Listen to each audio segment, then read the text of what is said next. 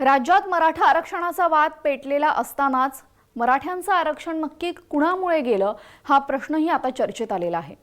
राजमाता जिजाऊ यांचे वंशज नामदेवराव जाधव यांचा मराठा आरक्षणासंदर्भातला खळबळजनक व्हिडिओ नुकताच व्हायरल झाला। राज्यातील परिस्थितीच्या अनुषंगाने आमचे प्रतिनिधी रोहन कदम यांनी त्यांच्याशी बातचीत केली आहे, पाहूयात। मागील काही दिवसांपासून मराठा समाजाच्या आरक्षणाबद्दल ज्या चर्चा सुरू आहे त्या चर्चेने आता काय वळण घेतलेलं आहे हे संपूर्ण महाराष्ट्र पाहतोय, अनुभवतोय। एका वेगळ्या वर्णावर हे सगळं मराठा आरक्षणाचा मुद्दा आलेला आहे।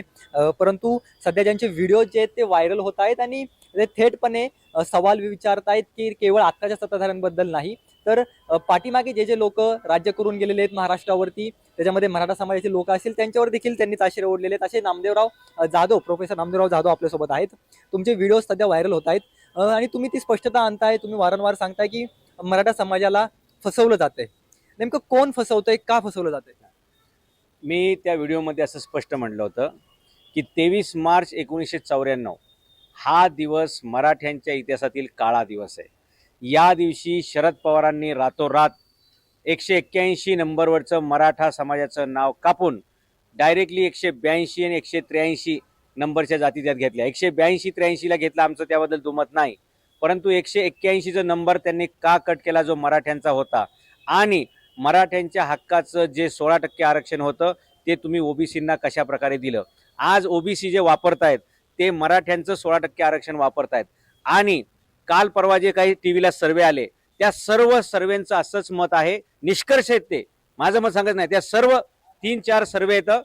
मग त्यात नॅशनल सॅम्पल सर्वे आहे, बाकीचं हेल्थचे सर्वे आहेत, मुलांचे शाळेमध्ये जे आपण ॲडमिशन घेतो, परीक्षेला त्यावेळी ते फॉर्म भरतात, 4 कॅटेगरी असतात, ओपन, ओबीसी, SC ST आणि बाकी अदर असेल ते, तर तो जो विद्यार्थ्यांचा जो काय आकडा पाहिलेला आहे तो सुद्धा 33% येतो। म्हणजे सर्व सॅम्पल सर्वे किंवा सर्व सर्वे निरीक्षण हे सांगतात की ओबीसी समूहाची लोकसंख्या महाराष्ट्रात 33% आहे। मग ते 30% आरक्षण कसं घेतात, 27% आरक्षण कसं घेत आहेत?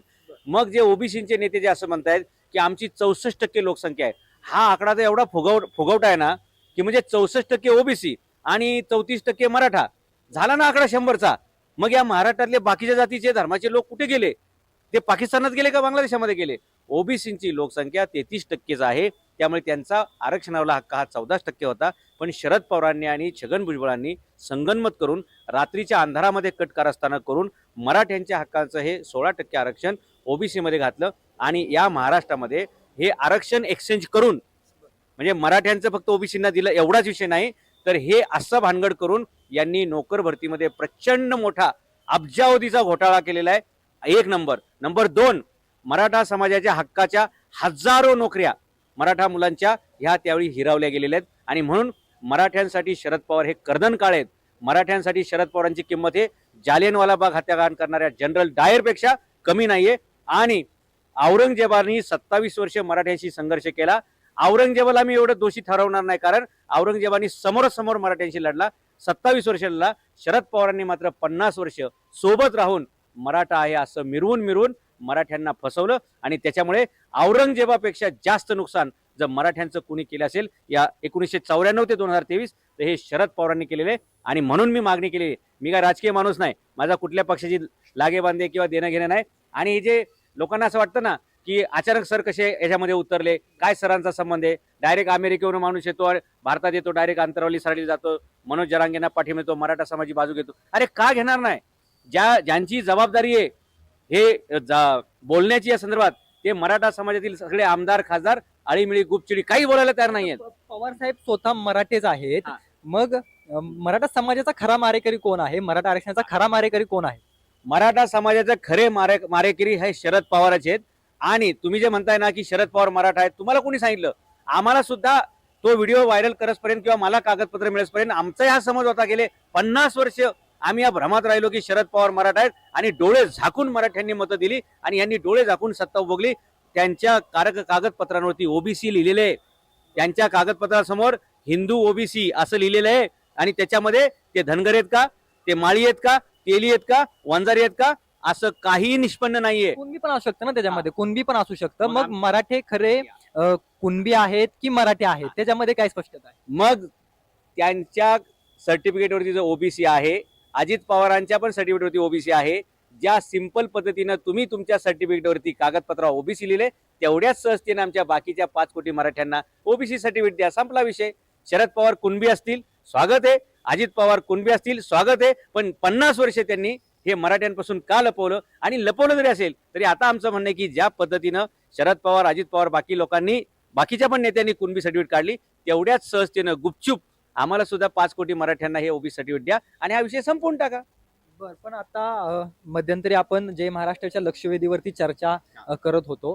त्यावेळेस चर्चेमध्ये संभाजी ब्रिगेडकडून असं सांगण्यात आलं की छत्रपती शिवाजी महाराज देखील कुणबी होते. हा. यावरती आपलं काय मत आहे, मराठे की कुणबी? हे बघा, ओबीसी आणि बाकी बांधवांची काय मतं आहेत त्यांनी आणखी अभ्यास करावा. पण बाकी मला सांगा, मराठा, माळी, धनगर, तेली, मराठा, माळी, धनगर, वंजारी हे 4 आहेत ना, सख्खे भाऊ आहेत. या चारही समाजामध्ये वारकरी संप्रदायाचं प्रमाण जास्त आहे. हे चारही समाज हे शाकाहारी आहेत बऱ्यापैकी. यातले बहुतेक लोकांचा हा पशुपालन हा व्यवसाय. हे सगळं पकडलं तर आता राहिला प्रश्न, शिवाजी महाराज कुणबी होते का? शिवाजी महाराज कुणबी होते. महात्मा ज्योतिबा फुलेंनी स्वतः म्हणलेले आहे, जगातील सर्वात मोठा प्रदीर्घ पोवाडा हा महात्मा ज्योतिबा फुलेंनी लिहिलाय आणि त्याला नाव दिले कुळवाडी भूषण, म्हणजे शेतकऱ्याचं भूषण, कुणब्यांचं भूषण, असं महात्मा ज्योतिबा फुलेंनी म्हणलेले. आणि शिवाजी महाराज ज्यावेळी पुण्यामध्ये आले त्यावेळी राजमाता जिजाबाईंनी त्यांना पहिले गादीवर बसवलेलं नाहीये, तर त्यांनी पहिल्या त्यांच्या हातामध्ये नांगर दिलेला आहे. आणि तू शेतकऱ्याचा पोरगा आहे, तू कुणब्याचा का पोरगा आहे, तू ह्या 12 बलतर 18 पगड जातीचा पोशिंदा आहे, म्हणून तू पहिले शेती शिकली पाहिजे. आणि म्हणून त्यांच्या हातामध्ये सोन्याचा फाळ लावलेला नांगर दिला. म्हणजेच श्रीकृष्णाचे वंशज असणारे जाधव आणि जिजाऊ त्या कुळातील होते, आणि म्हणून आपल्या मुलाला पहिला बलरामाचा वारसा दिला, कारण बलरामाच्या खांद्यावर कायम नांगर आहे. तो नांगर चालवायला शिकवला. आणि जेव्हा वेळ येते तेव्हा श्रीकृष्ण हातामध्ये सुदर्शन घेतो, बलराम पण हातामध्ये गदा घेतो. तसं मराठ्यांमध्ये 4 महिने शेती करायची, त्यावेळी ते कुणबी असायचे, आणि जेव्हा ते युद्धाला जायचे तेव्हा त्यांना मराठा म्हटलं जायचं. एवढं सिंपल आहे. आणि शिवाजी महाराज खूप हुशार होते की लोकांना 2 जॉब दिलेत त्यांनी. 4 महिने पावसाळ्यामध्ये स्वतःची शेती करा, म्हणजे तो एक व्यवसाय झाला, आणि मग 8 महिने तुम्ही मुलुकगिरी करा. म्हणजे शिवाजी महाराजांनी मराठ्यांना उद्योग पण शिकवलाय आणि मोहीम पण शिकवलेली आहे. शिवाजी महाराजांनी मराठ्यांना कुणबावा पण करायला शिकवलंय, आणि शिवाजी महाराजांनी गनिमी कावा पण करायला शिकवलेले. रात्रीच्या अंधारात मराठे असतात, आणि शेती ज्यावेळी असते पावसाळ्याची असतात तेव्हा ते कुणबी असतात. एकाच नाण्याच्या 2 बाजू आहेत. जसं कृष्ण आणि बलराम दोघे सख्खे भाऊ आहेत. बलरामाच्या हातात नांगर आहे, श्रीकृष्णाच्या हातामध्ये सुदर्शन चक्र आहे. बलराम हा कुणबी आहे तर कृष्ण क्षत्रिय आहे, पण दोघं सख्खेच भाऊ आहेत. तसं कुणबी आणि मराठा याच्यामध्ये फरक करता येत नाही. 1921 हायकोर्टाचे निर्णय बघा, 1881 ब्रिटिशांचे गॅजेटियर बघा. याचा अर्थ की तुम्हाला म्हणायचं की त्याच्यामध्ये काही फरक नाहीये. आपण पुन्हा एकदा 93-94 ला जाऊया. शरद पवार मुख्यमंत्री झाले, एक जी आर तुम्हाला म्हणणं आहे की निघाला. मग हा जी आर काढण्याचा हेतू काय होता त्यावेळेसच्या राजकीय सत्ताधारी असणाऱ्यांचा, विशेषतः तुमचा रोष पवारांवरती काय हेतू होता? मग त्यांचा शरद पवारांच्या डोक्यामध्ये काय षड्यंत्र असेल हे त्यांना माहिती असेल, पण माझा अंदाज असा आहे की ज्या मराठ्यांचं साम्राज्य संपूर्ण भारतावरती होतं, अटकपासून ते कटकपर्यंत मराठा साम्राज्य पसरलेलं होतं. शिंदे, होळकर, गायकवाड, परसोजी भोसले नागपूरचे, असे अनेक लोक या मराठा साम्राज्याचे पुढचे उत्तरदायी म्हणून, ह्या साम्राज्याचे वारसदार म्हणून या देशावर राज्यकर्ते झाले.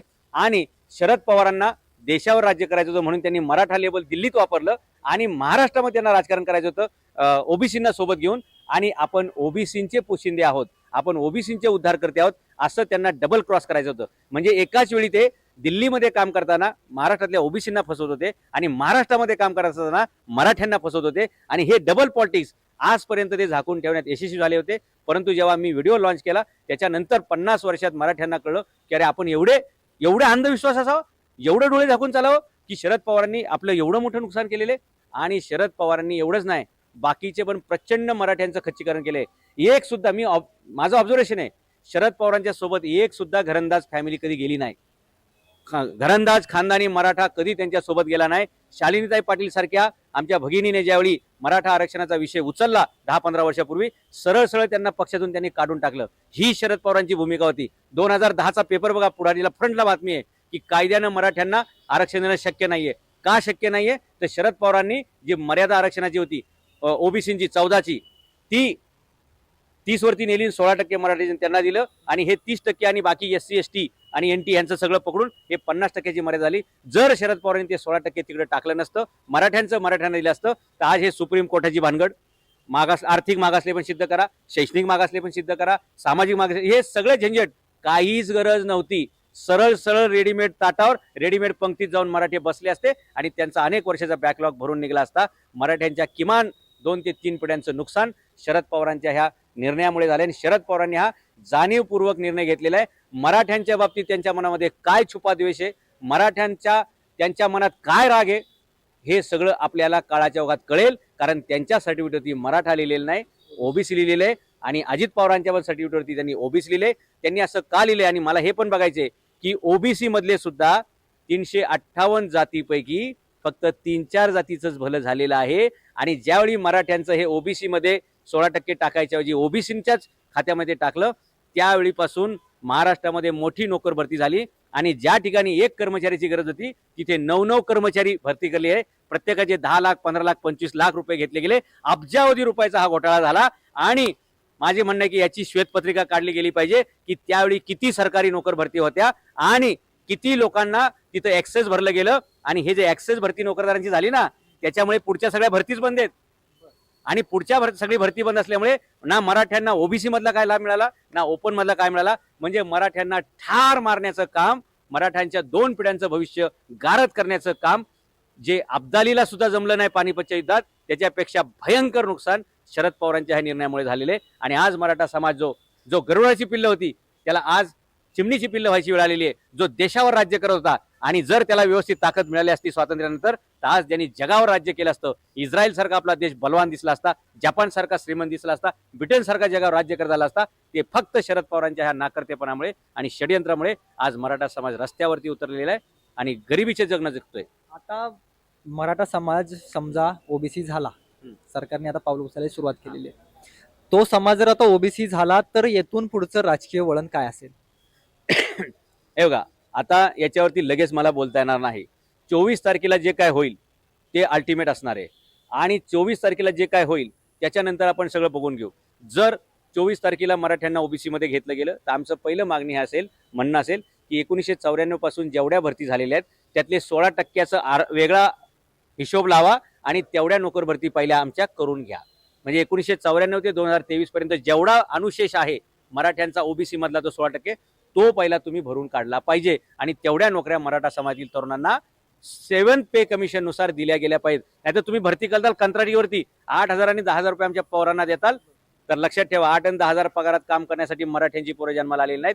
जी पोरं नांगर हाकू शकतात ना, ती प्रसंगी हातामध्ये तलवार पण घेतात. आणि म्हणून लष्करामध्ये सुद्धा मराठ्यांचं प्रमाण आजही जास्त आहे. अरे हा देशाचं रक्षण करण्याचं काम ज्या मराठ्यांनी केलं, आज त्यांच्यावर तुम्ही उपवासवारीची वेळ आणलेली आहे. हे दुर्दैवाची गोष्ट आहे. सगळा अनुशेष पहिला भरून काढा. पण आता ज्या पद्धतीने आपण बघतोय की 24 डिसेंबर पर्यंत अल्टिमेटम दिलेला आहे सरकारला, आता सध्या हे सगळं प्रकरण कोणत्या वळणावरती आहे? काय प्रक्रिया सध्या सुरू आहे? आज बाळासाहेब सराटे नावाचे वकिलांनी हायकोर्टामध्ये पिटिशन टाकलेली आहे.